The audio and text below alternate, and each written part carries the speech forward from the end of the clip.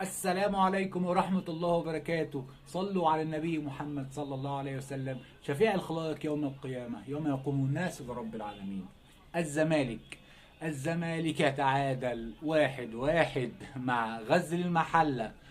يا حاجة غريبة. أنا فرحان طبعا، بس اخواتنا الزملكاوية ما يزعلوش. فقدوا النهاردة 2 بونت. نزلوا تقريبا مع الصدارة. يتعادل مع ملوك التعادلات، ملك التعادلات كابتن علاء عبد العال غزل المحلة. الثامن التعادل الثامن له هذا الموسم في الدوري. في الدقيقة 39 أحمد ربيع يجيب هدف جميل من ضربة ركنية محترمة جدا صراحة. وبعدها الزمالك بيكتفي في أداء دفاعي وتخاذل، تكاسل تراخي، ما تعرفش كأنهم ارتضوا بالهدف الوحيد ان هم كده هياخدوا 3 بونت خلاص. لا، لازم تغطي الجون بجون، دي معروفة جدا في كرة القدم. دخلنا الشوط الثاني صراحة، يعني شوية فرص طبعا ضيع لنادي الزمالك، وفي كرة في العارضة لشوكو باندا.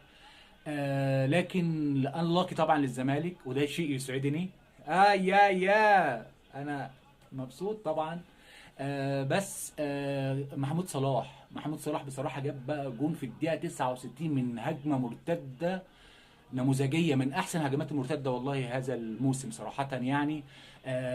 علاء ابعال لعب كتله واحده، كتله جماعيه، اداء دفاعي متوازن جدا. عارفين بيعملوا ايه. الراجل يعني خد من الاهلي 2 بونت، وخد من الاهلي بونت، وخد من الزمالك بونت. الراجل عارف هو بيعمل ايه بصراحه، شابوه جدا ليه. هارد لك لاخواتنا الزملكاويه حبايبنا طبعا يعني. فقدوا الصدارة.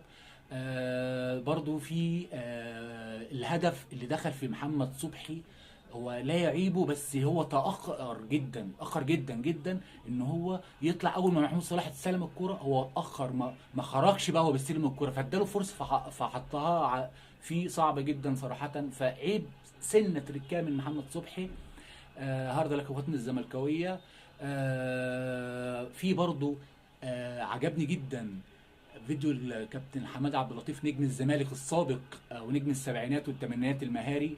بيتكلم فيه عن المظلوميه والحكام، وان الاهلي هو فعلا مش مفيش حد بيساعده، ودي مظلوميه احنا عايشين عليها نغمه. بيعجبني جدا اي زملكاوي متصالح مع نفسه، عارف مقدار الاهلي ان هو رقم واحد، 45 دوري، كام افريقيا، كام سوبر، وهكذا. فبيعجبني اي زملكاوي متصالح مع نفسه، بعشقه جدا. اخواتنا الزملكاويه ادعمونا بسبب السبسكرايب والاشتراك.